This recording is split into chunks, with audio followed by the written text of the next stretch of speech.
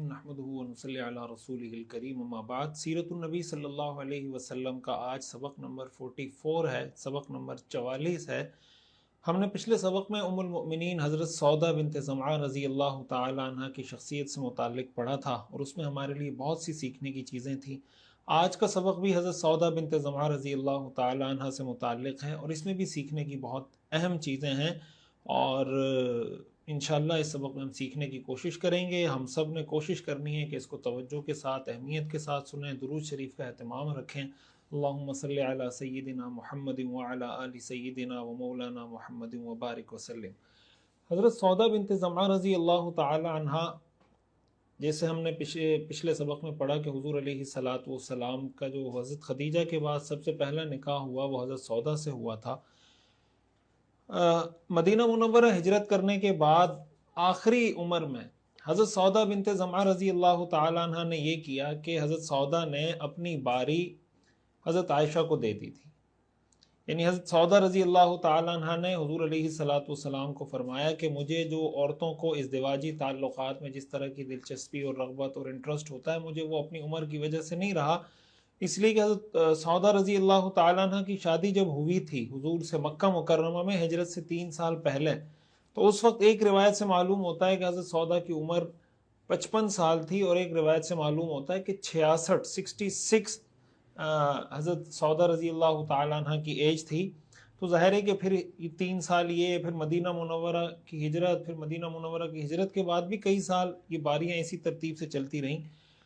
آخر میں حضرت سودا رضی اللہ تعالی عنہ نے اپنی باری حضرت عائشہ رضی اللہ تعالی عنہ کو دے دی تھی۔ اب یہ باری کیوں دی تھی، اس میں کچھ روایات ہیں، لیکن اس سے پہلے 2-3 اہم باتیں وہ ہمارے لیے سمجھنا ضروری ہے۔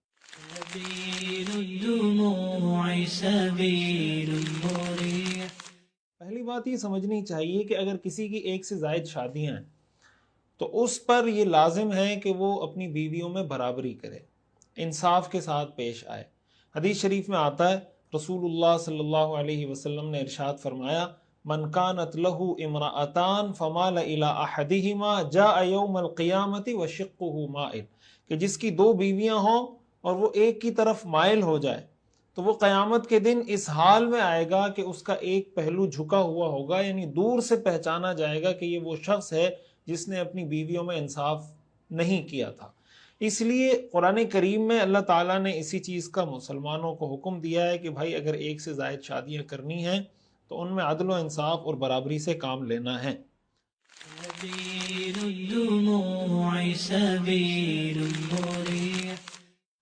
دوسری بات یہ سمجھیں کہ حضور علیہ الصلوۃ والسلام کی جو شخصیت ہے، حضور علیہ الصلوۃ والسلام پر صحیح اور راجح قول کے مطابق ازواج مطہرات میں برابری کرنا یہ حضور پر لازم نہیں تھا، لیکن اس کے باوجود حضور علیہ الصلوۃ والسلام اس کا پورا اہتمام کرتے تھے۔ اور آپ اہتمام اس لیے کرتے تھے کہ آپ پیغمبر تھے، آپ کے اخلاق بہت اعلیٰ تھے اور آپ کی جو شرافت تھی وہ بہت بلند درجے کی تھی۔ آپ کو اپنی شرافت، اپنے پیغمبرانہ اخلاق کی وجہ سے مناسب نہیں لگتا تھا کہ میں اپنی بیویوں میں برابری نہ کروں، ورنہ اللہ تعالیٰ نے حضور علیہ الصلوۃ والسلام پر بیویوں میں برابری کرنا لازم نہیں قرار دیا تھا۔ آپ کو اجازت تھی کہ آپ اپنی بیویوں میں سے جس کے پاس جتنا وقت گزارنا چاہیں گزار سکتے تھے، لیکن حضور علیہ الصلوۃ والسلام نے ساری زندگی اس بات کا خیال رکھا کہ بیویوں کے درمیان عدل و انصاف کیا جائے اور برابری کی جائے۔ قرآن کریم میں اللہ تعالیٰ نے حضور علیہ الصلوۃ والسلام کو اجازت دی۔ قرآن کریم کی آیت ہے، اللہ تعالیٰ ارشاد فرماتے ہیں، ترجی من تشاء منہن وتؤوی الیک من تشاء، ان بیویوں میں سے تم جس کی باری چاہو ملتوی کر دو، وتؤوی الیک من تشاء، اور جس کو چاہو اپنے پاس رکھو، ومن ابتغیت ممن عزلت فلا جناح علیک، اور جن کو تم نے الگ کر دیا ہو ان میں سے بھی اگر کسی کو آپ واپس بلانا چاہیں تو اس میں بھی آپ پر کوئی گناہ نہیں ہے۔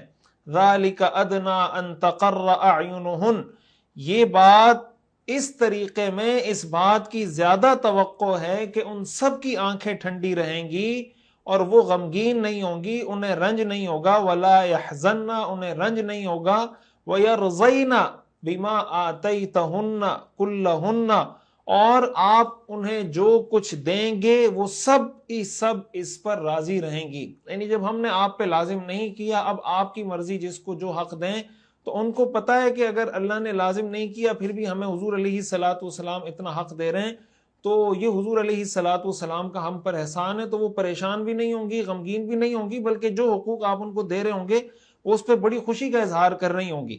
آگے اللہ تعالیٰ نے ارشاد فرمایا واللہ یعلم ما فی قلوبکم وَيَرْضَيْنَ بِمَا آتَيْتَهُنَّ كُلُّهُنَّ ذَلِكَ أَدْنَىٰ أَن تَقَرَّ أَعْيُنُهُنَّ وَلَا يَحْزَنَّ وَيَرْضَيْنَ بِمَا آتَيْتَهُنَّ كُلُّهُنَّ وَاللَّهُ يَعْلَمُ مَا فِي قُلُوبِكُمْ، اور اللہ جانتا ہے وہ بات جو تمہارے دلوں میں ہے. وَكَانَ اللَّهُ عَلِيمًا حَلِيمًا، اللہ علم والا ہے اور حلم والا ہے. تو اتنی بات تو قرآن کریم کی اس آیت سے ثابت ہو گئی کہ حضور علیہ الصلوۃ والسلام پر یہ برابری کرنا ضروری نہیں تھا. لیکن احادیث سے ہمیں یہ معلوم ہوتا ہے، صحیح روایات سے، کہ حضور علیہ الصلوۃ والسلام اس کے باوجود برابری کا اہتمام فرماتے تھے.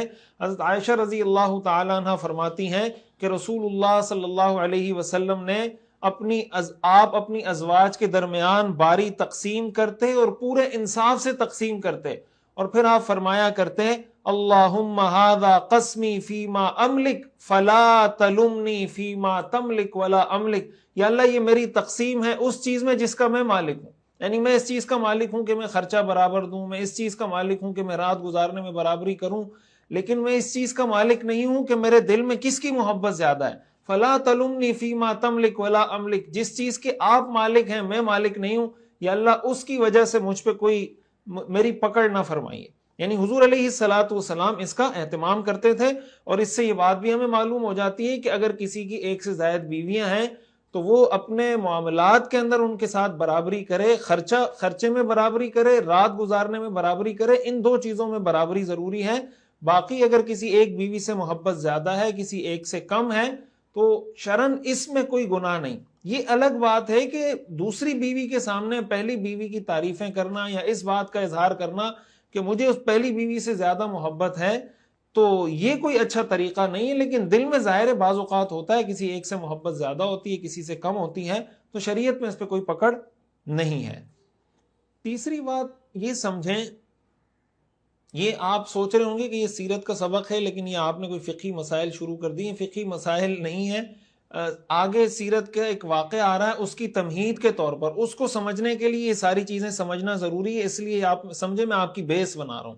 یہ بیس جب آپ کی بن جائے گی آگے آپ کو بات سمجھنے میں آسانی ہوگی. حضرت سودا رضی اللہ تعالیٰ عنہ کے واقعے کے ساتھ جا کے میں ان ساری چیزوں کو لنک کروں گا.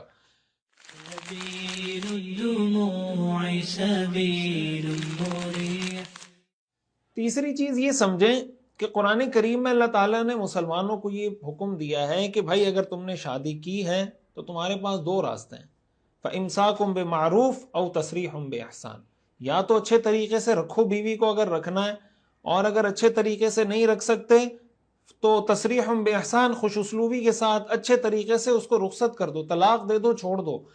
یہ جو ہے قرآن میں جو آتا ہے نا فَتَذَرُوهَا كَالْمُعَلَّقَةِ، کہ تم ایسے ہو جاؤ کہ اس کو درمیان میں لٹکا ہوا چھوڑ دو، کہ نہ تو تم اس کو رکھ رہے ہو نہ اس کو چھوڑ رہے ہو. اس کی شریعت میں اجازت نہیں ہے. تو اگر کسی شوہر کو یہ لگتا ہے کہ یار میں اپنی بیوی کو نہیں رکھ پاؤں گا، کوئی بھی ایسا مسئلہ ہے جس کی وجہ سے وہ سمجھتا ہے کہ یار میں یہ رشتہ نہیں نبھا پاؤں گا، تو اب دو صورتیں ہوتی ہیں. بعض لوگ تو ایسے ہوتے ہیں جو صحیح طریقے سے نبھاتے ہیں، الحمدللہ اکثریت ایسے ہی لوگوں کی ہوتی ہے. کچھ ایسے لوگ بھی ہوتے ہیں جو نہ بیوی کے حقوق ادا کرتے ہیں، نہ خرچہ دیتے ہیں، نہ ان کے ازدواجی حقوق ادا کرتے ہیں، نہ ان کا خیال کرتے ہیں، نہ ان کی کیئر کرتے ہیں، طلاق بھی نہیں دیتے.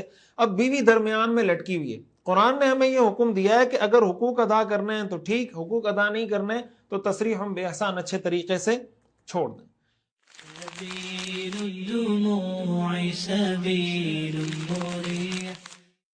چوتھی بات یہ بھی تمہید کے طور پر سمجھیں کہ اگر کسی کی ایک سے زائد بیویاں ہیں اور وہ کسی ایک بیوی کو طلاق دینا چاہتا ہے، تو اس کا مطلب یہ نہیں ہوتا کہ اگر ایک کو طلاق دینا چاہ رہا ہے تو باقی سب کو بھی طلاق دے. جس سے اس کو مسئلہ ہوگا اس کو طلاق دے گا. یعنی اس میں برابری ضروری نہیں ہے. ایک سے زائد بیویاں ہوں تو اس بات میں برابری ضروری نہیں ہے کہ ایک کو طلاق دینی ہے تو سب کو طلاق دے دیں، اس لیے کہ شریعت میں انصاف کا، برابری کا حکم ہے. طلاق انسان اسی بیوی کو دے گا جس سے اس کو کوئی مسئلہ ہوگا. اگر اس سے مسئلہ نہیں ہے تو ظاہر ہے کہ وہ اس کو طلاق نہیں دے گا.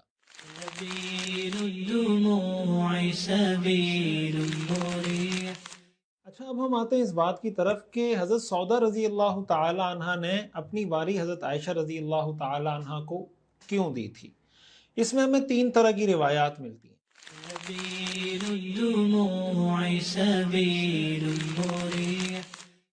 ایک روایت یہ ملتی ہے، اور یہ صحیح روایت ہے، کہ حضرت سودا رضی اللہ تعالی عنہ اس بات کا بڑا خیال رکھتی تھیں کہ حضور علیہ الصلاۃ والسلام کو کس چیز سے خوشی ہوتی ہے، اور حضرت سودا کو اس بات کا اندازہ تھا کہ حضور علیہ الصلاۃ والسلام کو حضرت عائشہ سے بہت زیادہ محبت ہے، تو انہوں نے یہ عمل صرف یہ سوچ سمجھ کر کیا تھا۔ ظاہر ہے کہ میں جیسے پہلے بتا چکا ہوں، روایات میں بھی یہ بات آتی ہے کہ ان کی عمر زیادہ ہو گئی تھی، اب وہ یہ چاہتی تھی کہ میں کوئی ایسا کام کروں کہ حضور علیہ الصلاۃ والسلام کو خوشی حاصل ہو۔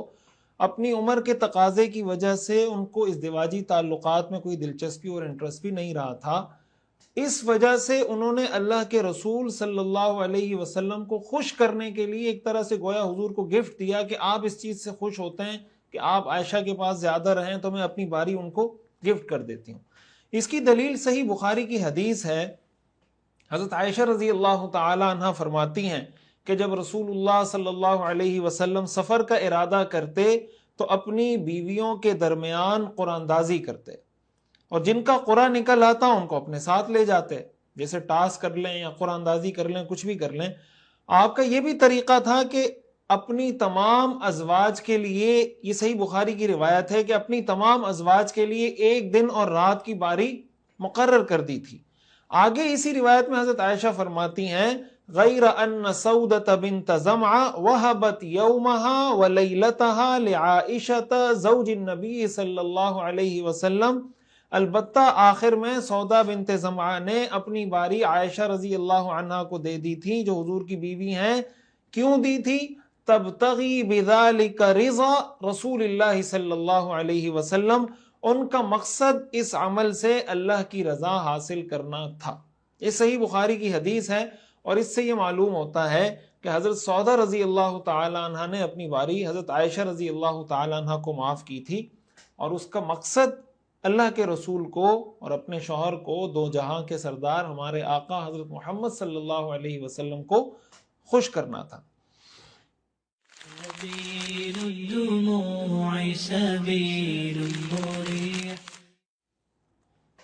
اچھا، بعض روایات سے ہمیں معلوم ہوتا ہے کہ حضرت سودا رضی اللہ تعالی عنہ کو اس بات کا اندیشہ تھا، ان کو اس بات کا خطرہ تھا کہ کہیں حضور علیہ الصلاۃ والسلام ان کو طلاق نہ دے دیں، تو ان کو چونکہ یہ خوف تھا، اور بعض مفسرین نے یہ بات لکھی ہے کہ حضور علیہ الصلاۃ والسلام طلاق دینے کا ارادہ رکھتے تھے۔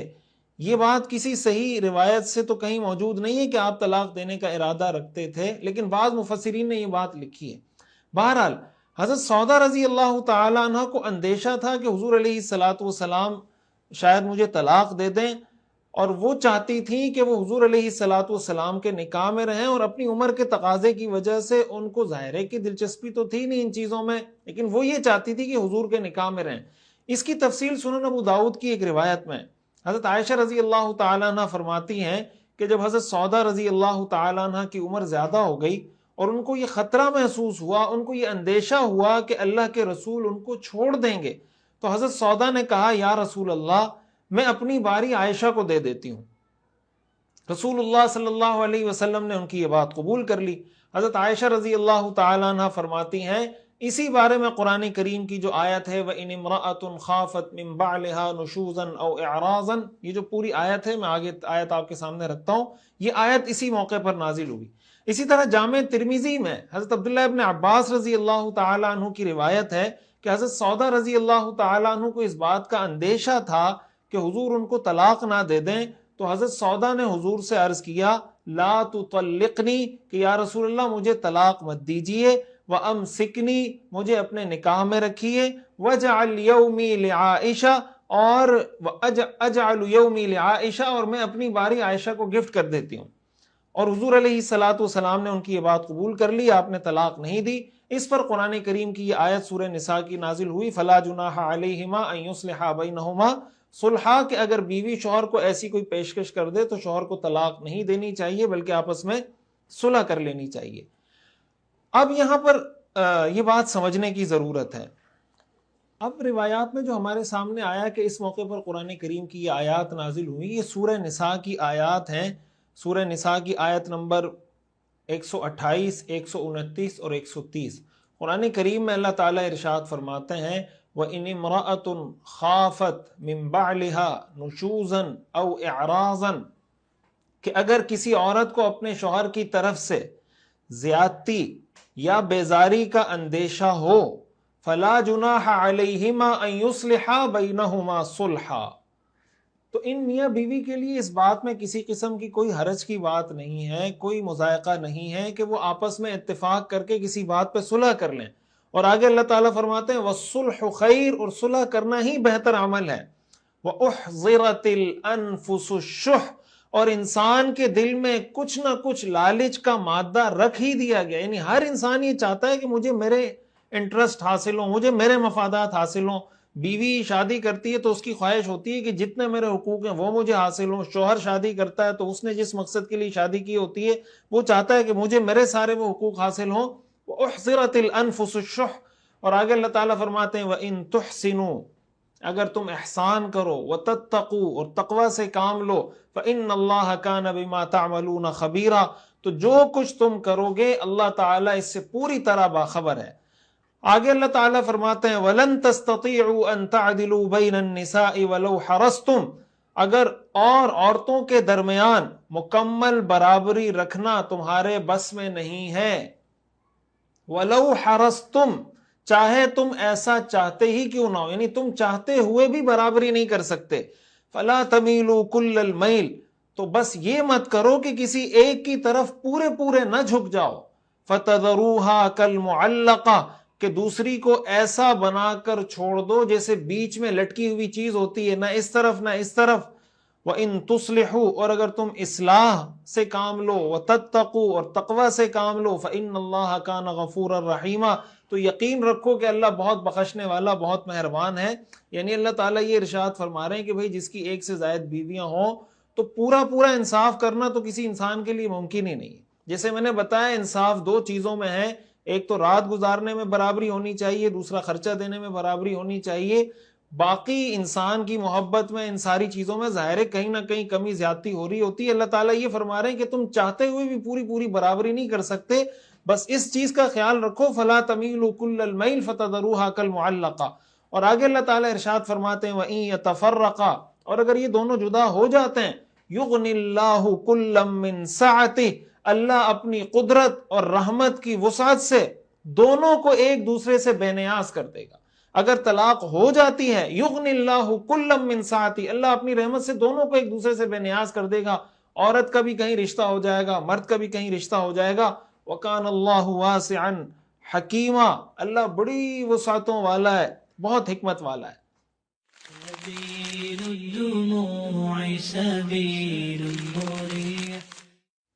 یہ آیات ہیں. حضرت عائشہ رضی اللہ تعالی عنہ اس آیت کی تفسیر کرتے ہوئے فرماتی ہیں کہ بعض اوقات ایسا ہوتا ہے کہ مرد کے نکاح میں کوئی عورت ہوتی ہے، مرد اس کے پاس زیادہ آتا جاتا بھی نہیں اور اس کو چھوڑنے کا ارادہ بھی رکھتا ہے. ایسے موقع پر عورت آ کر یہ آفر کرتی ہے کہ اجعلک من شأنی فی حل، کہ میں تمہیں اپنا حق معاف کرتی ہوں. اس بارے میں یہ آیت نازل ہوئی. مقصد یہ ہے کہ اگر کسی کی بیوی ہے، اپنے شوہر کے ساتھ رہ رہی ہے، چاہے ایک بیوی ہے ایک سے زائد بیوی ہے، اب کسی بھی وجہ سے شوہر اپنی بیوی سے بیزار ہوا ہے، کسی بھی وجہ سے وہ شوہر چاہتا ہے کہ یار میں مزید اپنی بیوی کے ساتھ نہیں رہ سکتا. اب دو صورتیں، ایک صورت تو یہ ہے کہ شوہر بیوی کو طلاق دے دے، ایک صورت تو یہ ہے.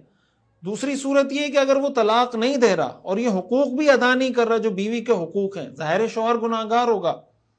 اب ایسی صورت میں اگر شوہر یہ سوچتا ہے کہ یار میں گناہگار ہو رہا ہوں، اس سے بہتر ہے میں طلاق دے دیتا ہوں اس لیے کہ میں حقوق تو پوری طرح ادا نہیں کر پا رہا، ایسی صورت میں اگر بیوی آ کر آفر کرتی ہے، مثال کے طور پر جیسے حضرت سودا نے آفر کی کہ میں اپنی باری حضرت عائشہ کو دیتی ہوں یا میں اپنا حق معاف کرتی ہوں، کوئی بیوی آ کر شوہر کو کہہ دیتی ہے مثال کے طور پر میں اپنا یہ حق تمہیں معاف کرتی ہوں، یا مثال کے طور پر تمہاری دو بیویاں تم مجھے زیادہ ٹائم نہیں دے سکتے، میں تمہیں اپنا حق معاف کرتی ہوں لیکن مجھے طلاق مت دو.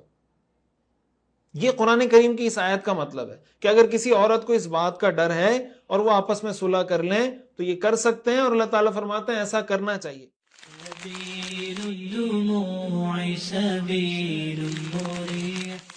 اب ہوتا کیا ہے؟ اب دیکھیں، ظاہر ہے کہ جب عورت آ کر مرد سے صلح کی درخواست کر رہی ہے، اس کا مطلب یہ ہے کہ عورت اپنا حق چھوڑ رہی ہے، اپنا حق معاف کر رہی ہے۔ قرآن کریم میں اللہ تعالیٰ مرد کو یہ کہہ رہے ہیں کہ اگر عورت اپنا حق چھوڑنے پر راضی ہو رہی ہے تو ایسی صورت میں تم پہ کوئی گناہ تو نہیں ہوگا، اگر تم نکاح میں رکھو اور اس کا وہ حق ادا نہ کرو تو تمہیں کوئی گناہ نہیں ہوگا، اس لیے کہ وہ حق تمہیں معاف کر چکی ہے۔ تو پھر تم بلا وجہ طلاق کی طرف مت جاؤ کہ نہیں میں نے تو ہر حال میں طلاق ہی دینی ہے۔ جب بیوی تمہارے ساتھ ایگری کر رہی ہے اس بات پر کہ ٹھیک ہے آپ مجھے یہ حق نہیں دینا چاہتے نہ دیں، لیکن مجھے طلاق نہ دیں، تو قرآن کریم میں اللہ تعالیٰ فرماتے ہیں وَالصُّلْحُ خَيْرٌ، کہ صلح بہتر ہے، ایسی صورت میں شوہر کو صلح کر لینی چاہیے۔ اور آگے اللہ تعالیٰ نے فرمایا وَأُحْضِرَتِ الْأَنفُسُ الشُّحَّ، کہ ہر انسان کے دل میں ایک لالچ ہوتی ہے۔ لالچ کا مطلب کیا ہوتا ہے؟ دیکھیں، بیوی ظاہر یہی چاہے گی کہ میرے جتنے حقوق ہیں، ازدواجی حقوق ہیں، مالی حقوق ہیں، نفقہ ہے وغیرہ وغیرہ، جتنے حقوق ہیں وہ مجھے پورے کے پورے ملیں۔ شوہر نے شادی کی، اس نے کسی خاص مقصد کے لیے، کسی خاص اپنے ایک جو بھی مقصد ہوگا اس مقصد کو سامنے رکھتے ہوئے شادی کی ہوگی کہ یار مجھے شادی کے بعد میری زندگی ایسے ہو جائے گی۔ اب شادی کے بعد بیوی، اب شوہر نے جب فیصلہ کیا کہ بھئی میں نے اس بیوی کے ساتھ نہیں رہنا یا مجھے طلاق دینی ہے، اب بیوی کیا کر رہی ہے؟ اپنے حقوق سے دستبردار ہو رہی ہے کہ ٹھیک ہے آپ مجھے حقوق نہ دیں لیکن مجھے طلاق نہ دیں۔ اس کا مطلب یہ کہ اس کے دل میں لالچ ہے کہ یہ حقوق مجھے ملیں، اس کے باوجود یہ اپنا حق چھوڑ رہی ہے۔ تو جب اس لالچ کے باوجود اپنا حق چھوڑ رہی ہے تو شوہر کو اس کا خیال رکھنا چاہیے۔ اسی طرح اللہ تعالیٰ عورت سے بھی یہ بات کہہ رہے ہیں کہ بھائی مرد نے تم سے شادی کی تھی، مرد کے ذہن میں کوئی مقصد تھا، اس کے ذہن میں تھا کہ شادی کے بعد میری زندگی سکون میں آئے گی، لیکن تم نے اس کی زندگی عذاب بنا دی ہے۔ اب وہ تمہیں طلاق دینا چاہتا ہے، تو وہ طلاق اس لیے دینا چاہتا ہے کہ اس کو اس کے حقوق نہیں مل رہے، لیکن چونکہ عورت نے درخواست کر دی ہے تو اللہ تعالیٰ مرد کو فرما رہے ہیں کہ ٹھیک ہے تمہارے دل میں بھی یہ لالچ ہوگی کہ یار مجھے میرے حقوق ملنے چاہیے، سارے نہیں مل رہے۔ تو اگر عورت یہ درخواست کر رہی ہے تو تم بھی جس طرح وہ اپنے حق سے دستبردار ہو رہی ہے، مرد کو بھی چاہیے کہ اپنے حق سے دستبردار ہو جائے اور عورت کی بات مان کر عورت کو طلاق نہ دے۔ یہ کتنا خوبصورت شریعت کا نظام ہے، کتنا بہترین، اور اس سے یہ پتہ چلتا ہے کہ اسلام خاندانی نظام کو بچانے کے لیے، میاں بیوی کے رشتے کو بچانے کے لیے کتنا ایک بہترین میکینزم، طریقہ کار قرآن کریم کی کئی آیات میں اللہ نے بیان کیا۔ قرآن کریم کی دوسری آیات میں بھی اس حوالے سے بہت تفصیل موجود ہے کہ اگر کسی معاملے میں میاں بیوی کا اختلاف ہو جائے تو ان کا اختلاف کیسے ختم کیا جائے۔ بہرحال یہ آیت ہے جو روایات میں آتا ہے کہ جب حضرت سودا رضی اللہ تعالیٰ عنہ نے حضور علیہ الصلوۃ والسلام، جب ان کو خطرہ ہوا اور ان کو اندیشہ تھا، تو اس موقع پر قرآن کریم کی آیات نازل ہوئی کہ اگر وہ اپنا حق عورت معاف کر دیتی ہے تو ایسی صورت میں مرد کو کوئی گناہ نہیں ہوگا۔ حضرت سودا نے اپنا حق معاف کر دیا تو حضور علیہ الصلوۃ والسلام نے اگر طلاق دینے کا ارادہ کیا تھا، جیسے میں نے بتایا وہ کسی صحیح روایت سے ثابت نہیں ہے طلاق کا ارادہ کرنا، تو ایسی صورت میں حضور علیہ الصلوۃ والسلام نے طلاق نہیں دی اور قرآن کریم کی اس آیت پر عمل ہو گیا۔ اور یہ بھی حضرت سودا رضی اللہ تعالیٰ عنہ کی برکت ہے۔ میں پچھلے سبق میں بتا چکا ہوں کہ حضرت سودا کی وجہ سے امت کو کون کون سے احکام ملے ہیں، کون کون سی چیزیں ہمیں ملی ہیں اس امت کو، یہ حکم بھی حضرت سودا رضی اللہ تعالیٰ عنہ کی برکت سے امت کو ملا ہے۔ اس سے ہمیں ایک مسئلہ بھی معلوم ہو گیا کہ بھائی اگر بیوی اپنے حقوق معاف کرنا چاہے تو معاف کر سکتی ہے، اگر ایک بیوی ہے وہ اپنا کوئی حق معاف کر دیتی ہے تو اس کو بھی اجازت ہے اور وہ شوہر کو وہ حق معاف ہو جائے گا۔ اگر دو بیویاں ہیں، دو میں سے کوئی ایک اپنا حق معاف کرتی ہے، جیسے بعض اوقات کسی کی 2 شادیاں ہیں، 3 شادیاں ہیں، اور ایک بیوی سے وہ شوہر یہ بات کر لیتا ہے یا بیوی شوہر کو کہہ دیتی ہے کہ ٹھیک ہے آپ میرے ساتھ رات گزارنے میں برابری نہیں کر سکتے تو مجھے کوئی مسئلہ نہیں ہے، تو ایسی صورت میں اگر وہ اپنا حق معاف کر دیتی ہے تو وہ حق معاف ہو جاتا ہے۔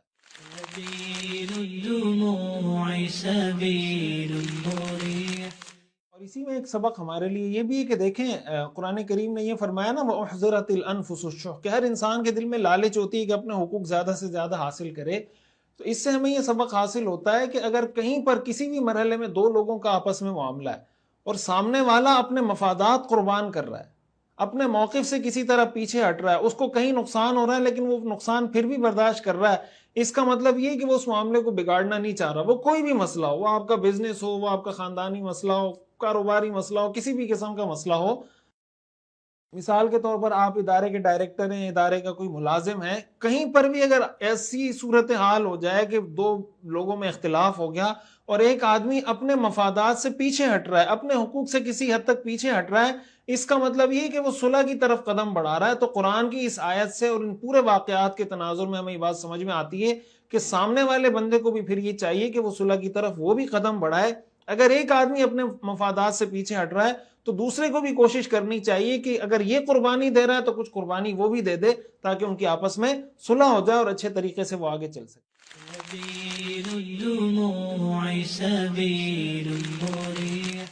اچھا، حضرت سودا رضی اللہ تعالیٰ عنہ کے اس واقعے میں ایک ہمیں تیسری روایت بھی ملتی ہے، اور وہ روایت ہمیں یہ ملتی ہے کہ حضور علیہ الصلاۃ والسلام نے حضرت سودا رضی اللہ تعالیٰ عنہ کو طلاق دے دی تھی۔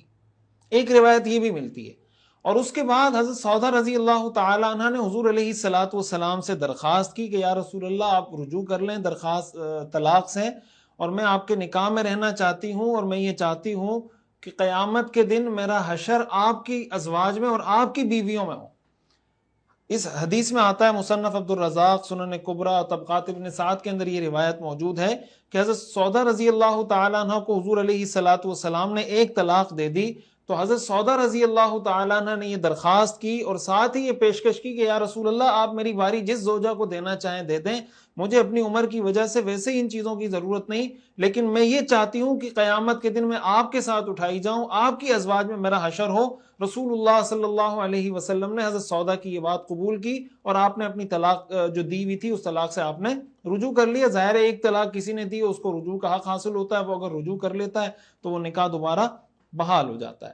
اب یہ جو روایت ہے، یہ شروع میں نے سبق کے شروع میں کچھ چیزیں آپ کے سامنے عرض کی تھی، وہ بنیادی طور پر اس روایت سے کے متعلق عرض کی تھی۔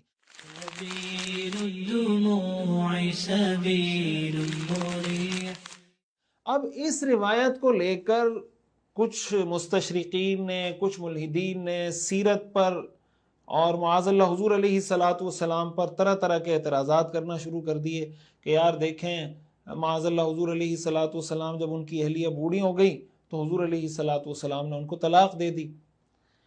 اب یہ اعتراض کیا جاتا ہے اور اس کو اس انداز سے پیش کیا جاتا ہے، ظاہر ہے کہ جب تنقیدی نظر سے آپ مطالعہ کریں گے سیرت کا اور ساری چیزوں کا، تو پھر جیسے میں نے پچھلے سبق میں بتایا تھا کہ جب تعصب کی اینک لگی ہوئی ہوتی ہے تو پھر اس کو صحیح چیز بھی غلط نظر آتی ہے۔ اب آگے ہم اس کا تھوڑا سا تجزیہ کریں گے، تھوڑا سا اس کو اینالائز کریں گے، تو ساری چیزیں آپ کے سامنے واضح ہو جائیں گی کہ اس کی اصل صورتحال کیا ہے اور اصل بات کیا ہے۔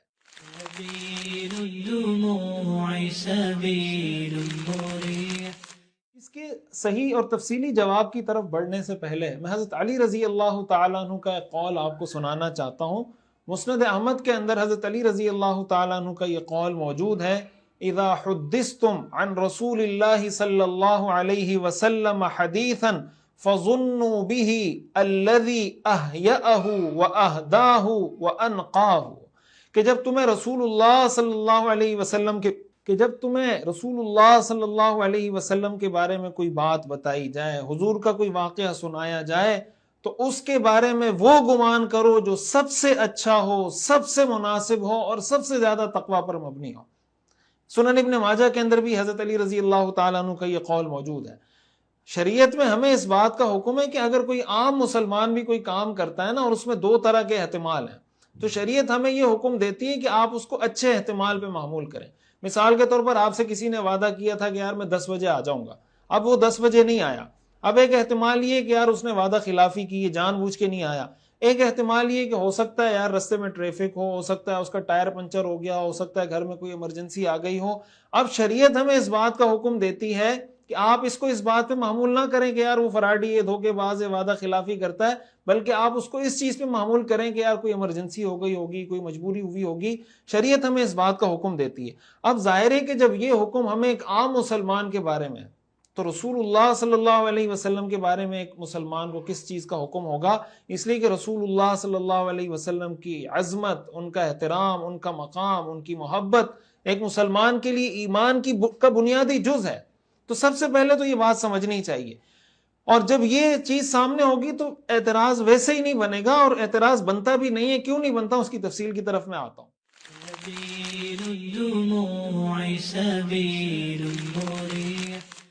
پہلی بات کہ یہ جو روایات میں نے 3 طرح کی روایات آپ کو بتائی نا، حضرت سودا رضی اللہ تعالیٰ عنہ نے اپنی واری حضرت عائشہ کو کیوں دی تھی. پہلی روایت میں نے یہ بتائی کہ حضرت سودا نے یہ اللہ کے رسول کو خوش کرنے کے لیے دی تھی، صحیح بخاری کی روایت سے یہ معلوم ہوتا ہے. دوسری سنن ابو داؤد اور ترمذی کی روایت سے یہ معلوم ہوتا ہے کہ ان کو طلاق کا اندیشہ تھا. ان 2 روایات پہ تو کوئی اعتراض ہوتا نہیں ہے نا، کہ پہلی روایت میں بھی ایسا کچھ نہیں ہے، دوسری روایت میں بھی ایسا کچھ نہیں ہے. لے دے کے جو اعتراض ہوتا ہے وہ اس تیسری روایت پہ ہوتا ہے کہ حضور نے طلاق دے دی تھی، تو اس پہ سوال اٹھایا جاتا ہے کہ اس عمر میں طلاق کیوں دی تھی. پہلی بات یہ ہے، اس میں 2 طرح کے لوگ ہیں. کچھ حضرات تو وہ ہیں جو کہتے ہیں بھائی جو طلاق والی روایات ہیں یہ ساری ضعیف ہیں، مرسل روایات ہیں، ان کا اعتبار ہی نہیں ہے. جب صحیح روایات موجود ہیں ہم ان صحیح روایات کو لیں گے، اور ان صحیح روایات پہ کوئی اعتراض نہیں ہوتا تو ضعیف روایات کو ہمیں لینے کی ضرورت ہی نہیں ہے. صحیح روایات 2 طرح کی ہیں کہ حضرت سودا نے اللہ کے رسول کو خوش کرنے کے لیے اپنی باری دی تھی.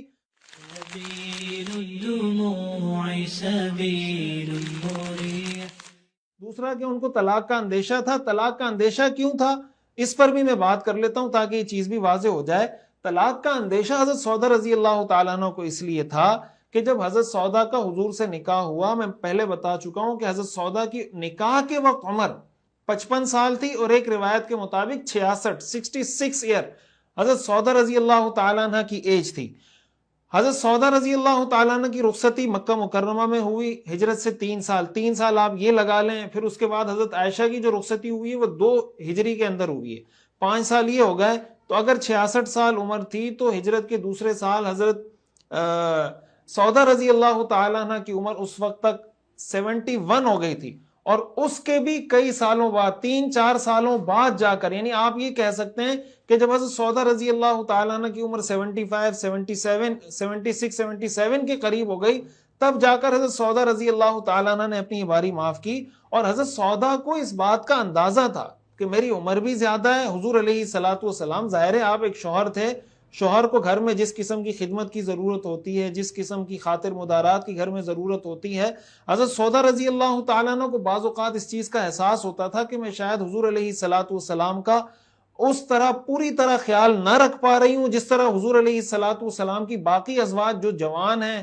ظاہر حضرت عائشہ کی عمر بہت کم تھی، تو وہ جس طریقے سے حضور علیہ الصلوۃ والسلام کا خیال رکھتی ہیں، اور ظاہر ہے کہ جب جو بیوی زیادہ اپنی جوانی کی وجہ سے خیال زیادہ رکھ پا رہی ہیں، خدمت زیادہ کر پا رہی ہیں، تو حضور علیہ الصلوۃ والسلام کو ظاہر ہے کہ ان سے محبت بھی زیادہ تھی. تو حضرت سودا رضی اللہ تعالیٰ عنہ کو اس بات کا احساس تھا کہ میری عمر زیادہ ہے اور باقی ازواج کی عمر کم ہے. یقیناً حضور علیہ الصلوۃ والسلام کو، جیسے ہم روایات میں پڑھتے ہیں کہ حضرت عائشہ سے محبت بھی زیادہ تھی. اسی چیز کو سامنے رکھتے ہوئے، اور پھر حضرت سودا کو روایات سے یہ بات معلوم ہوتی ہے کہ ان ازدواجی تعلقات میں کوئی دلچسپی بھی نہیں رہی تھی. جب دلچسپی بھی نہیں رہی، یہ اندیشہ ان کو تھا کہ ظاہر حضور علیہ الصلوۃ والسلام نے برابری تو ہر حال میں کرنی ہے. اب جب حضور نے یہ برابری اگرچہ آپ پہ لازم نہیں ہے لیکن آپ نے برابری ہر حال میں کرنی ہے، اور جب حضور کو یہ لگے گا کہ میں برابری نہیں کر پاؤں گا تو ظاہر ہے کہ یہ تو ٹھیک نہیں ہے، یہ تو پیغمبرانہ اخلاق کے خلاف ہے کہ بیویاں ہوں اور برابری نہ کی جائے. تو پھر حضور علیہ الصلوۃ والسلام کے پاس ایک ہی آپشن بچے گا، وہ آپشن شریعت نے دیا ہے کہ بھائی اگر بیوی کے حقوق پوری طرح ادا نہیں ہو رہے ہیں تو ایسی صورت میں طلاق دے دینی چاہیے. تو حضور علیہ الصلوۃ والسلام اس آپشن کی طرف جائیں گے. تو حضرت سودا نے پہلے ہی اپنا حق معاف کر دیا کہ حضور علیہ الصلوۃ والسلام کے ذہن میں یہ خیال ہی نہ آئے کہ چونکہ میں ان کے حقوق ادا نہیں کر پا رہا اس لیے مجھے ان کو نہیں رکھنا چاہیے. اس لیے حضرت سودا نے یہ اندیشہ تھا، اس اندیشے کی وجہ سے پہلے ہی انہوں نے حضور علیہ الصلوۃ والسلام کو اپنا حق معاف کر دیا. تو اس لیے اس پر اس طرح کا کوئی اعتراض نہیں ہوتا. اب آتے ہیں اس بات کی طرف، کچھ حضرات تو وہ ہیں جو ضعیف جو اس روایت کو جو طلاق سے متعلق ہے کہ حضور نے طلاق دے دی تھی، وہ اس روایت کو معتبر ہی نہیں مانتے. تو میں نے بتایا کہ ان کے ہاں تو کوئی مسئلہ ہی نہیں ہے.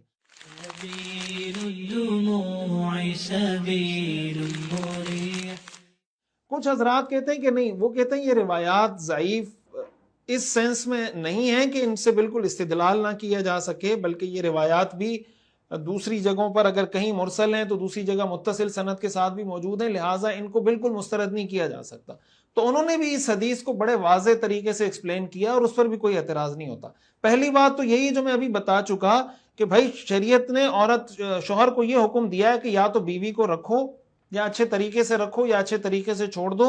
اگر کوئی شوہر یہ سمجھتا ہے کہ میں نے بیوی کو رکھا ہوا ہے لیکن میں اس کے حقوق ادا نہیں کر پاؤں گا، تو قرآن نے اس بات سے تو منع کیا کہ درمیان میں لٹکا کر مت چھوڑو، اس کے پاس اب ایک آپشن رہ جاتا ہے بیوی کو چھوڑنے کا۔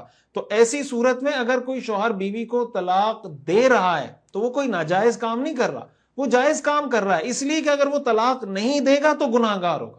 گناہگار کیوں ہوگا؟ اس لیے کہ درمیان میں لٹکا کے چھوڑ دے گا، اور لٹکا کے چھوڑنے سے شریعت نے منع کیا ہے۔ اب جب وہ طلاق کے آپشن کی طرف جا رہا ہوتا ہے تو اس میں اس پر کوئی گناہ نہیں ہوتا۔ تو جب ایک عام مسلمان کے لیے یہ چیز جائز ہے، ایک عام مسلمان کو اس سے کوئی گناہ نہیں ملتا، تو حضور علیہ الصلوۃ والسلام پر تو برابری بھی لازم نہیں تھی۔ حضور علیہ الصلوۃ والسلام کو تو اللہ تعالیٰ نے ویسے ہی اس بات کا آپشن دے دیا تھا کہ آپ اپنی ازواج میں سے جس کو رکھنا چاہیں رکھیں، جس کو نہیں رکھنا چاہیں آپ ان کو رخصت کر دیں۔ آپ علیہ الصلوۃ والسلام نے ایک مرتبہ تمام ازواج کو اختیار دے دیا تھا کہ اگر میرے ساتھ رہنا ہے تو رہیں، نہیں رہنا تو نہیں رہیں۔ تو حضور علیہ الصلوۃ والسلام کے لیے تو اس معاملے میں خصوصی احکامات ہیں، نکاح کے حوالے سے، شادیوں کے حوالے سے۔ تو جب ایک عام مسلمان پر اس حوالے سے کوئی اعتراض نہیں ہو سکتا تو حضور علیہ الصلوۃ والسلام کی شخصیت پر کیسے اعتراض کیا جا سکتا؟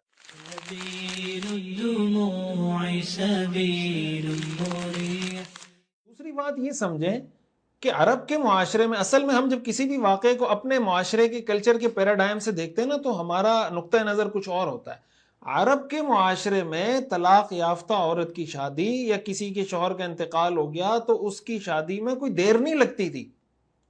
یہ ہمارا معاشرہ ہے اور ہندوانہ کلچر ہے کہ اگر کسی عورت کو طلاق ہو جاتی ہے تو وہ بیچاری سالوں سال بیٹھی رہتی ہے اور اس کو ایک دھبا سمجھا جاتا ہے، کوئی اس سے نکاح کے لیے تیار نہیں ہوتا۔ اور اگر کسی کے شوہر کا انتقال ہو گیا تو بہت سے معاشروں میں کسی اور جگہ اس کے نکاح کرانے کو غیرت کے خلاف سمجھا جاتا ہے کہ بھئی ہمارے گھر کی عورت ہے، اس کی اور کہیں شادی نہیں ہوگی۔ یہ ہمارے ہاں ہندوانہ کلچر ہے۔ عرب کے معاشرے میں ایسا نہیں تھا۔ عرب کا معاشرہ تو ایسا تھا کہ شوہر کا انتقال ہوا یا شوہر نے طلاق دی، ابھی اس کی عدت نہیں گزری تھی کہ لوگ نکاح کا پیغام بھیجنا شروع کر دیتے تھے، یعنی ابھی وہ عدت میں ہوتی تھی۔ قرآن کریم میں اللہ تعالیٰ نے باقاعدہ آیات نازل کر کے اس بات سے منع کیا کہ بھائی جو عورت عدت میں ہو اس کو نکاح کا پیغام مت بھیجا کرو۔ ہاں، عدت اگر ختم ہو جاتی ہے پھر تمہیں اجازت ہے۔ قرآن میں اللہ نے منع کیوں کیا؟ منع اس لیے کیا کہ عدت میں لوگ نکاح کا پیغام بھیج رہے ہوتے تھے۔ تو وہاں ایسا کلچر نہیں تھا کہ اگر کسی خاتون کو طلاق ہو گئی، کسی خاتون کے شوہر کا انتقال ہو گیا تو اس کی شادی نہیں ہوگی۔ آپ کو ازواج صحابہ کرام رضوان اللہ علیہ مجمعین کی آپ تاریخ اٹھا کر پڑھیں، خلفائے راشدین کی تاریخ پڑھیں، عشرہ مبشرہ کی تاریخ پڑھیں، دیگر صحابہ کرام کی تاریخ پڑھیں، ان میں آپ کو بیسیوں مثالیں ایسی مل جائیں گی کہ کسی کی بیوی کسی دوسرے کی مطلقہ ہے، کسی کی بیوی کسی کے شوہر کا انتقال ہوا ہے۔ خود حضور علیہ الصلوۃ والسلام کو آپ دیکھ لیجئے، حضور علیہ الصلوۃ والسلام صرف حضرت عائشہ رضی اللہ تعالی عنہ ہیں آپ کی ازواج میں سے جو کنواری تھیں، باقی آپ کی تمام ازواج یا تو ان کے شوہروں نے ان کو طلاق دے دی تھی یا ان کے شوہروں کا انتقال ہو گیا تھا اور ان سے حضور علیہ الصلوۃ والسلام نے نکاح کیا تھا۔ تو عرب کے اس معاشرے کے اس کلچر کے پیراڈائم سے جب دیکھیں گے تو ویسے یہ اعتراض نہیں ہوگا۔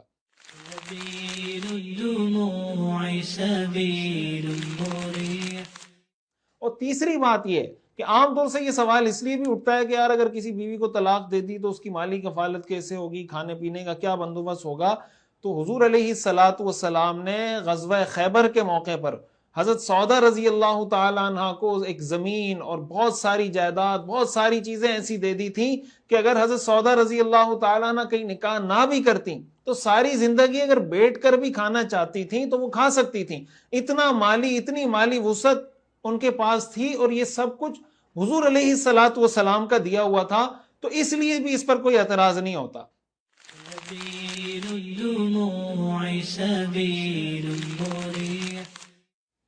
چوتھی بات یہ ہے کہ اگر کوئی شوہر کسی جائز وجہ کی بنیاد پر اپنی بیوی کو طلاق دینا چاہے تو اس میں حرج کیا ہے؟ یعنی آج بھی کیا کوئی طلاقیں نہیں ہوتی ہمارے معاشروں میں؟ بعض اوقات بلکہ اکثر تو ہمارے معاشروں میں یہ ہوتا ہے، غصے میں آتے ہیں 3 طلاقیں ایک دم منہ سے نکال دیتے ہیں، اس چیز کا خیال نہیں کرتے، دیکھتے نہیں ہیں، حالانکہ یہ بالکل خلاف سنت طریقہ ہے، ناجائز ہے 3 طلاقیں ایک ساتھ دینا۔ میری نکاح کورس پر ایک کتاب ہے، میں آپ سب لوگوں کو سجیسٹ کروں گا، گفتگو پبلیکیشن اسلام آباد سے چھپی ہے، اور میں یہ چاہتا ہوں کہ ہمارے معاشرے میں یہ کلچر ہو کہ بھائی نکاح سے پہلے نکاح کورس کیا جائے، جب تک کسی کے پاس نکاح کورس کا سرٹیفکیٹ نہ ہو اس کا رشتہ نہ ہو۔ لڑکے کا بھی نہ ہو لڑکی کا بھی نہ ہو، ایسا کلچر ہمیں ڈیولپ کرنا پڑے گا تاکہ نکاح کا کورس کروایا جائے، نکاح کے مسائل سکھائے جائیں، طلاق کے، عدت کے، یہ سارے مسائل ان کو سکھائے جائیں. پھر جب وہ لڑکا لڑکی نکاح کے رشتے میں آپس میں بندھن میں بندھیں گے تو طلاق کا ریشو ویسے ہی ہمارے معاشرے میں کم ہو جائے گا. ہمارے ہاں مسئلہ یہ ہے کہ شادیوں پر لاکھوں روپے خرچ کر دیے جاتے ہیں، لیکن جس مقصد کے لیے شادی ہو رہی ہوتی ہے نکاح، وہ نکاح نہ لڑکی کو سکھایا جاتا ہے نہ لڑکے کو سکھایا جاتا ہے. میں آپ حضرات جتنے لوگ سن رہے ہیں آپ کو بھی میں ریکمینڈ کروں گا کہ وہ نکاح کورس آپ ضرور پڑھیں اس کتاب کو. اور میں کوشش کر رہا ہوں کہ انشاءاللہ آئندہ اگلے چند دنوں میں ہم اس کا باقاعدہ کوئی ورکشاپ لانچ کریں. 6 سے 7 گھنٹوں کی ورکشاپ ہوگی، ہفتہ اتوار کو 2 دن ہم اس کی کلاس رکھیں گے. شہر میں کہیں کراچی میں ہی شہر کے درمیان میں ہم رکھنے کی کوشش کر رہے ہیں، کسی سینٹر ایسے پوائنٹ پر جو بالکل درمیان میں پڑتا ہو. اور 3 یا 4 گھنٹے کی کلاس ہفتے کے دن ہو جائے گی، 3-4 گھنٹے کی کلاس اتوار کو ہو جائے گی، اور یہ پورا نکاح کورس انشاءاللہ ہم اس میں کور کر لیں گے. وہ کورس جب ہوگا انشاءاللہ ہم اس کو اناؤنس کر دیں گے، یوٹیوب پر بھی ڈال دیں گے، اپنے فیس بک پیج، واٹس ایپ چینل، ہر جگہ پر اس کو شیئر کر دیں گے. تو جو لوگ اس میں شریک ہو سکے اس میں بھی شریک ہوں. بہرحال میں یہ بات عرض کر رہا تھا کہ جائز وجہ کی بنیاد پر طلاق دینے کا حق کسی بھی شوہر کو حاصل ہے. اگر طلاق کے بارے میں سوچنا یا طلاق کا ارادہ کرنا ہی گناہ ہو تو پتہ نہیں آج کے ہمارے معاشرے میں کتنے مرد ہیں جو گناہگار ہوں گے کہ یار انہوں نے دماغ میں یہ بات سوچ رکھی ہوگی کہ یار میری بیوی کے ساتھ نہیں بن رہی تو ہو سکتا ہے میں طلاق دے دوں، پھر تو وہ سارے گناہگار ہیں. یا اگر کسی نے جائز وجہ سے طلاق دی ہے تو وہ بھی گناہگار ہیں. تو بھائی طلاق دینا اگر کسی ناجائز وجہ سے ہے، کسی غلط وجہ سے، غلط ریزن سے، ویسے غصے میں آ کے دھڑ دھڑ طلاقیں نکال دی منہ سے، یہ تو ایک الگ چیز ہے، ظاہر ہے یہ تو گناہ ہے، ناجائز ہے. لیکن اگر کوئی آدمی کسی جائز وجہ، مثال کے طور پر بیوی کے ساتھ نہیں بن رہی، اس کی بیوی حقوق ادا نہیں کر پا رہی، یا کوئی بھی مسئلہ ہے، کوئی ایسا مسئلہ ہے جس کو شریعت کنسیڈر کرتی ہے کہ یار واقعی میں ان لوگوں کو الگ ہو جانا چاہیے، تو کیا ایسی صورت میں طلاق دینے کی صورت میں گناہ ہوگا؟ نہیں ہوگا. بھائی جب ایک عام آدمی کے لیے گناہ نہیں ہے، حضور علیہ الصلوۃ والسلام کو اللہ تعالیٰ نے ویسے ہی اس بات کا اختیار دے دیا تھا کہ آپ جس عورت کو رکھنا چاہیں، جس کو چھوڑنا چاہیں. تو جب اللہ کی طرف سے حضور کو یہ اتھارٹی، یہ اجازت مل گئی تھی، تو باقی کسی کو اس پر اعتراض کا کیا حق ہے؟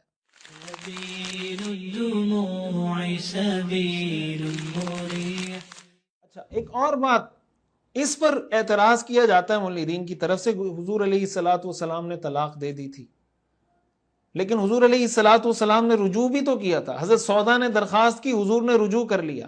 تو اگر اس چیز کو ہائی لائٹ کیا جاتا ہے ان کی طرف سے کہ حضور نے طلاق دے دی تھی، تو اس بات کو ہائی لائٹ کیوں نہیں کیا جاتا کہ حضور علیہ الصلوۃ والسلام کے کتنے اعلیٰ اخلاق تھے، کہ حضور علیہ الصلوۃ والسلام کا جی اگر نہیں بھی چاہ رہا تھا لیکن حضرت سودا نے درخواست کی تو آپ نے ان کی درخواست قبول کر لی اور صلح کر لی اور ان کو دوبارہ اپنے رشتہ ازدواج میں منسلک کر دیا.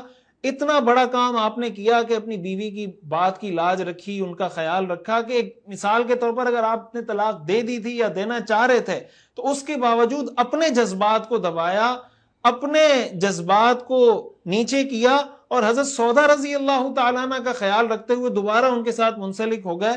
تو اس پر اعتراض تو کیا جاتا ہے، لیکن حضور علیہ الصلوۃ والسلام نے جو رجوع کیا، اگر طلاق دینے کا ارادہ تھا وہ ارادہ کینسل کیا، اس پر تعریف نہیں کی جاتی. اگین یہ وہی بات ہے جو میں عرض کرتا رہتا ہوں کہ اگر آپ نے کوئی خاص اینک لگائی ہوئی ہے تو ایسی صورت میں آپ کو اگر ہری اینک ہے تو ہرا نظر آئے گا، ریڈ ہے تو ریڈ نظر آئے گا.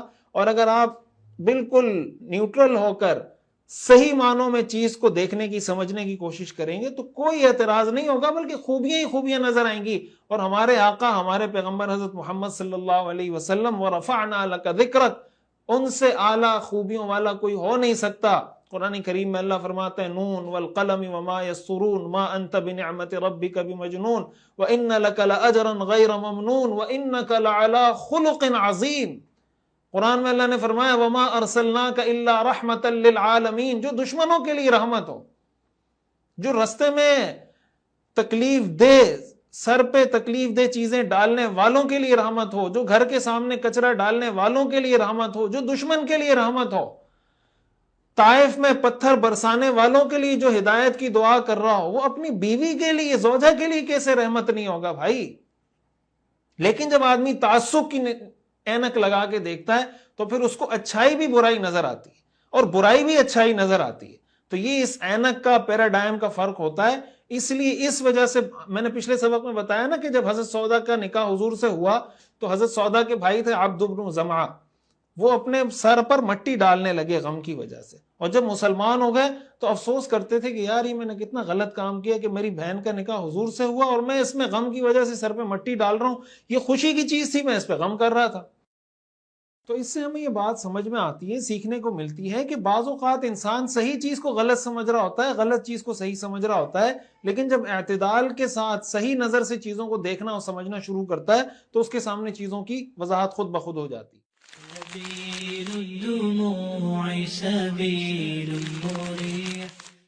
اور ایک بات یہ بھی سمجھیں کہ دیکھیں حضور علیہ السلام کا یہ عمل تھا، اس پر قرآن کریم کی آیات نازل ہو گئیں، سورہ نساء کی آیت نمبر 128، 129، 130، یہ آیات اس کے اوپر نازل ہو گئیں۔ اللہ تعالیٰ نے حضور علیہ السلام کو کوئی ایسی تنبیہ نہیں کی کہ آپ نے یہ کیوں کیا، یہ کیوں کیا۔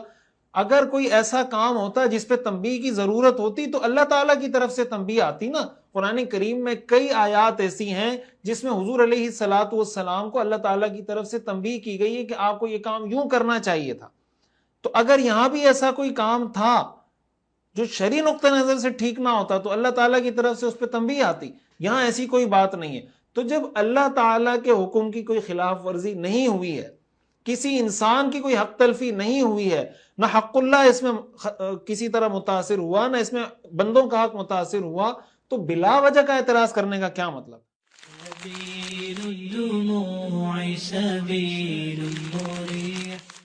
اور پھر ایک بات یہ بھی یاد رکھیں کہ حضور علیہ السلام کی جو حیثیت ہے، آپ ایک شارع کی حیثیت رکھتے ہیں، آپ پیغمبر ہیں، آپ ایک نبی ہیں۔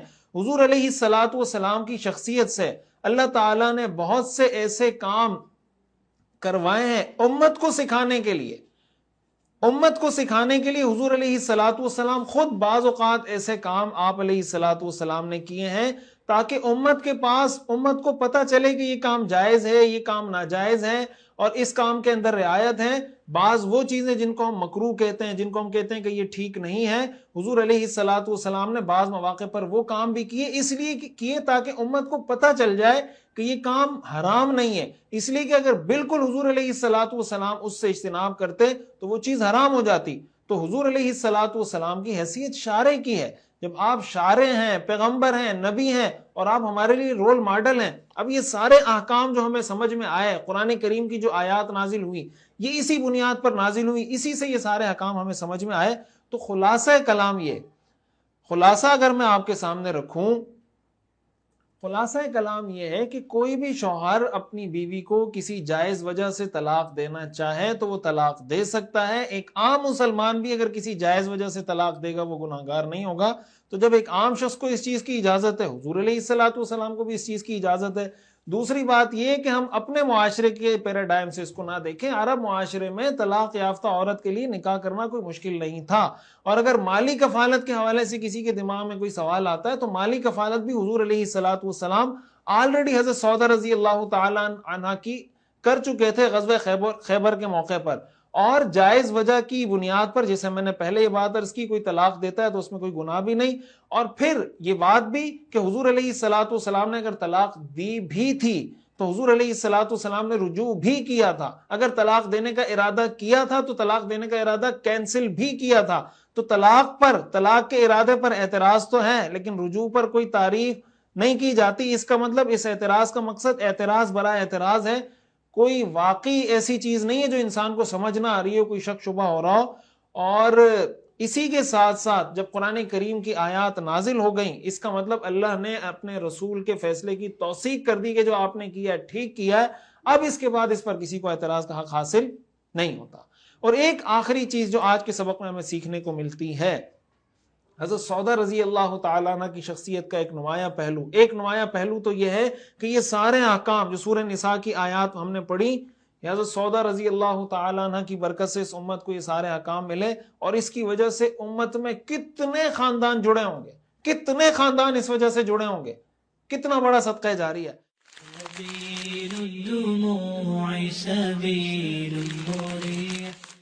پھر حضرت سودا رضی اللہ تعالیٰ عنہ کی شخصیت کا یہ پہلو بھی سامنے آیا کہ ان کو ڈائلاگ کا، ڈیلنگ کا، مذاکرات کا، ان کو ایک فن، ایک ہنر تھا ان کے پاس کہ جب ان کو لگا کہ یار یہ معاملہ اس طریقے سے حل ہو سکتا ہے تو انہوں نے اس کا حل نکالا. یہ نہیں کہ کسی مشکل میں اگر ان کو لگ رہا تھا کہ میں کسی مشکل میں آ رہی ہوں تو اپنی مشکل مزید مشکل سے مشکل تر ہوتی چلی گئی، بلکہ انہوں نے اس کا حل نکالا. اس سے ہمیں سیکھنے کو ملتا ہے کہ بھائی اگر ہم کسی مشکل میں پھنستے ہیں، چاہے بطور بیوی کے، بطور شوہر کے، بطور ایک بزنس مین کے، بطور ایک ملازم کے، کسی بھی مشکل میں ہم پھنستے ہیں تو ہمیں ڈائلاگ کا فن آنا چاہیے، گفتگو کا فن آنا چاہیے، مذاکرات کا فن آنا چاہیے، ٹیبل ٹاک کا فن آنا چاہیے، بیٹھ کے مسائل کو ڈسکس کر کے حل کرنے کا فن آنا چاہیے، صلح کرنے کا فن آنا چاہیے. کچھ ہم پیچھے ہٹیں، کوئی دوسرا بندہ پیچھے ہٹے اور معاملات کو حل کر کے. لڑنا بھیڑنا کوئی مشکل کام نہیں ہوتا دنیا میں. صلح کے ساتھ معاملات کو اچھے طریقے سے آگے لے کر بڑھنا، یہ اچھے قائد اور اچھے لیڈر کی نشانی ہوتی ہے. اللہ تعالی ہمیں سمجھنے کی اور عمل کرنے کی توفیق عطا فرمائے. ابھی میں آپ حضرات کے سامنے آج ہی کے سبق سے متعلق کچھ سوالات رکھنا چاہتا ہوں، اور آپ حضرات نے ان سوالات کے جوابات یہیں کمنٹ میں لکھنے ہیں تاکہ مجھے پتا چلے کہ سبق آپ نے توجہ سے سنا ہے یا نہیں سنا. اور کسی سوال کا جواب نہیں آتا تو دوبارہ سنیں اور دوبارہ آ کر پھر یہاں پہ کمنٹ کریں. پہلا سوال، کیا صحیح روایات کے مطابق حضور علیہ الصلاۃ والسلام پر اپنی ازواج میں برابری ضروری تھی؟ جی ضروری تھی، ضروری نہیں تھی. کیا حضور علیہ الصلاۃ والسلام ازواج مطہرات میں برابری فرمایا کرتے تھے یا نہیں؟ برابری فرمایا کرتے تھے، برابری نہیں فرمایا کرتے تھے. اگر بیوی اپنا کوئی حق معاف کر کے شوہر کے ساتھ صلح کرنا چاہے تو یہ عمل جائز ہے یا نہیں؟ جائز ہے، ناجائز ہے. اگر بیوی شوہر کو اپنا حق معاف کر دے تو معاف ہو جاتا ہے یا نہیں؟ معاف ہو جاتا ہے، معاف نہیں ہوتا. اگر شوہر کے لیے بیوی کے حقوق ادا کرنا ممکن نہ ہو تو کیا ایسی صورت میں طلاق دینا منع ہے؟ جی ہاں، جی نہیں. کیا ایک سوکن اپنی باری کسی دوسری سوکن کو دے سکتی ہے؟ دے سکتی ہے، نہیں دے سکتی.